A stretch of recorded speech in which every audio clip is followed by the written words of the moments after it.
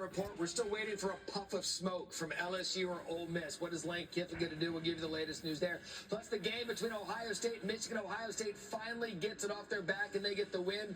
Plus rivalry weekend. Is there anything better than that? EJ and Joey join me coming up. Hey, Matt, thank you. Welcome back to Neyland Stadium. So we're at the 2-minute mark, and look out! Vanderbilt is too darn good. They were trying to tie the game up before we're going to half soon. 1:55 remains. A little playing time left to go. And so again, this is the final time for our team, for Tennessee Volunteers, here at the Neyland Stadium for our regular season finale. But this is what's at stake. Right after we finish this game, as we finish the regular season with 9-3, unfortunately, we may or may not be in the college football playoffs this year because of that. Look out! So, this is really Good enough for a first down. First and 10 from the 11. Clock will stop for a moment to reset the sticks. Cole, you mentioned some of those bigger bodies, those bigger running backs that Vandy will use. The result of that is Dominic Bailey was a defensive end there. He's 290 pounds. So that's an easy read for Diego Pavia. That guy's not fast enough to adjust with me.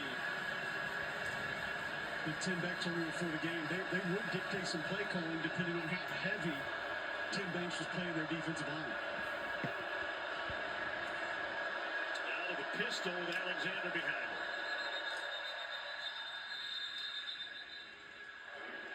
Movement against Vandy again. a movement. Oh, The offensive line for Vanderbilt today. I think that's Bryce Henderson with an early jump there. I think some people might say Neyland, Tom, had a little bit to do with that. Yeah, could be. The sound. Which is not a fun place to play when you're trying to communicate. I can attest to that. So this could be a 10-second runoff. The right tackle, Bryce Henderson. Or Vandy would be forced to use a timeout to save the 10 seconds. Yeah, got 3 of them. Don't need all 3 with just 41 seconds. Please reset the game clock to 42 seconds. False start, number 55 on the offense. 5-yard penalty. wow. First down. False start, with less than 2 minutes remaining in the 10-second runoff. Vanderbilt has used their timeout to avoid the 10-second runoff. Timeout, Vanderbilt. Wow. Reset the game clock to 44 seconds. 44. David Smith walking us through. Wow. Cole, what's it like playing in this building? It's not enjoyable when you're playing up there and you're a center. You're trying to get calls to your guards, Timeout will be tackles. 30 seconds in length. I came into this place Wow. for a national championship, and I can tell you, it was deafening. It's the loudest stadium I've ever played in. It helps when Deion Graham returns the first pass for a touchdown. Hey, look how the stadium is packed everywhere. And that's where some of the A lot of fans all over. Signals that they can get in also, but I mean, Jordan can speak to it as a quarterback as well. You have to understand. The guy next to you's got to know his assignment. You're not going to be able to communicate everything once this place gets going. What about the quarterback perspective? Well, I threw 3 interceptions here my first time, so it rattled me quite a bit. Look, I'm glad I asked. the noise causes you to... Time Horn on the right and Jordan Rogers on the left. It causes things to move too fast for quarterbacks. That's some of those bad decisions. We've seen a few forced tonight from Diego Pavia, probably a result of some of the noise, feeling some of the pressure. It's definitely one of the First and 15 for Vandy. They're in a good field position, by the way. But for Vanderbilt, they already used their first of their timeout already, so they got 2 more to go if you need the rest of them. First and 15, Pavia fakes the end around. He wants to throw off all the razzle-dazzle, and Caleb Barnett with a beautiful spin move to cut back inside. They'll go down with 33 seconds left in the half. Vandy has not used the timeout yet. They're going to let it run, and now they stop it. Timeout, Vanderbilt. They're second. This will be a 30-second timeout. So 2nd and 9 coming out of this timeout. So Texas Tech had just beat West Virginia, which is 49-0. Now we'll break down the latest AFC and NFC playoff stakes headed into Sunday's games. But Sam Darnold goes one-on-one with Jeremy Schaap. Headed into a revenge game with the Vikings. Sunday's matchups and playoff implications, and hey. Sunday NFL Countdown, 10 a.m. on ESPN.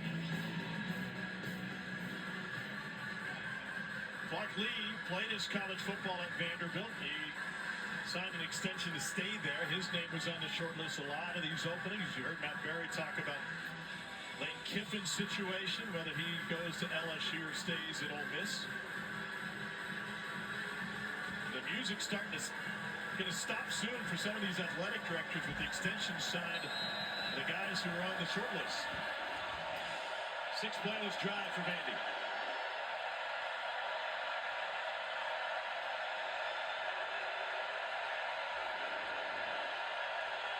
Bobby with the check. Going into the student section.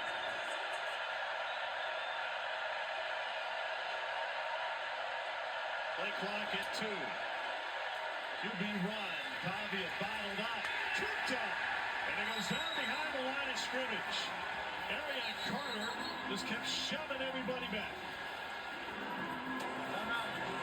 Vanderbilt.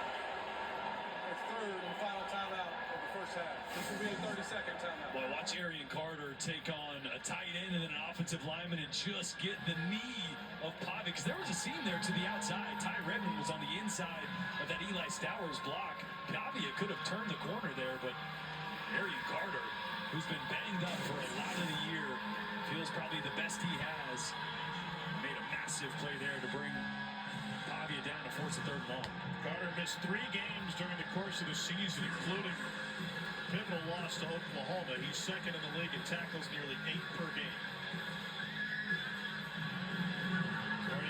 4 tackles, 2 of them behind the line. And this would be a big stop for Tennessee. This is an area of the field they have struggled in. They have not been good in the red zone. Allowing touchdowns on 77% of their drives, which is 132nd in the country.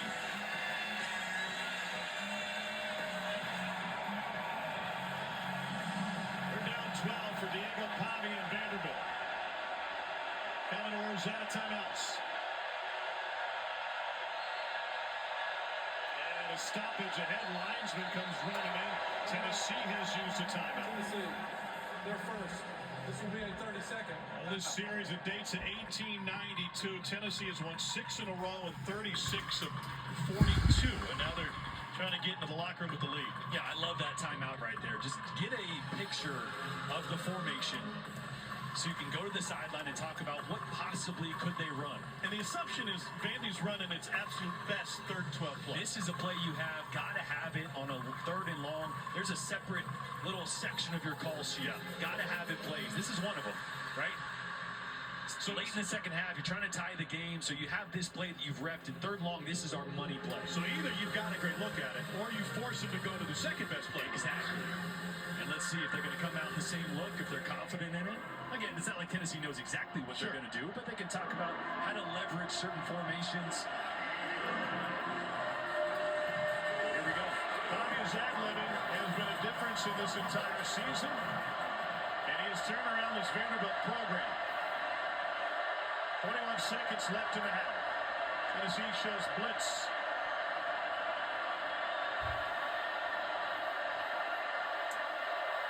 Pavia will boot.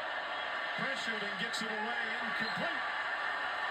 There's a flag down in the backfield. Trey Richardson was the nearest receiver. There was at least 3 orange jerseys in the Vandy backfield. Josh Heupel has a look of disbelief. Personal foul, roughing the passer, on the defense, number 6. What? Defense had the distance covered from the previous spot, automatic first down. Jalen Wow. McMurray delivered a little bump after Pavia released it. Oh. There's definitely one full step. Yeah, 49-0 was to Texas Tech Red Raiders that beat West Virginia, like 49-0. That's tough for a defender, right? Because Pavia is such a physical runner. Like, you have to come full speed at him. Pivotal call there to win Vanderbilt's favor. Only 17 seconds remain in the half. Now it's 1st and goal for Vanderbilt. Inside the 7. This play has got to go into the end zone. Not sure they'd have time to reset. and spike the football with just 17 seconds. Pavia wants to throw, fires. Caught touchdown, Vanderbilt. Richardson got the foot down, and a Vanderbilt They got it. touchdown from 6 yards out with 12 on the clock. Whoa! By Trey Richardson. An absolute dive from Diego Pavia. And they're only 1 point away for tying up.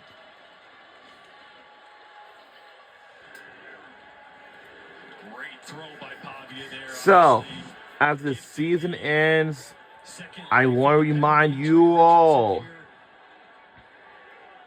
catches that clean, just a that slight after our route season to ends freshman Tyler Redmond. today, Too much speed there. I just want to let you know, everybody, is that our Tennessee Volunteers will, Fair, and it sinks in the upright. Just good. We're tied at 21-7. 27 touchdown pass of the season for Diego Pavia. Now a school record. He was tied with Kyle Shermer, who set it in 2017.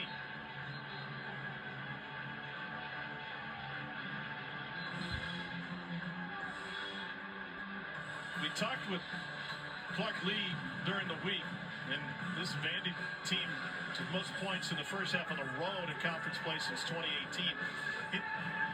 Clark's such a chameleon when it comes to motivating his team. There are times where he gets them really fired up, other times, including the win against #1 Alabama, where he went into the halftime and basically said nothing. Good half. Go out there and win it. I'm curious what his message will be to his team after an uneven first half here today. I mean, probably much of the same, right? He made this week about Vanderbilt, not about Tennessee, not about the emotions of the rivalry, but just about the fact that, hey, this is about us, our goals, who we are as a team. I think his message is probably going to be, hey, we turned the football over twice. 2 interceptions in that first half, and it's a tie ball game. We got a chance to start with some points and take the lead. Well, they've had those games where they've had poor starts as well. You mentioned the Alabama game. You don't funnel that ball going into the end zone. Who knows what that game looks like? Texas game, you have to literally turn into a different offense in the second half of that football game to be able to stay in and give yourself a shot to win it late. So they've been in this spot before. Well, they've never won in Neyland Stadium against a top 25 Tennessee team. Aguilar will take a knee, and that will send the teams into the locker room. well, that's going to do it for the first half of the game. We know what to do. That's all.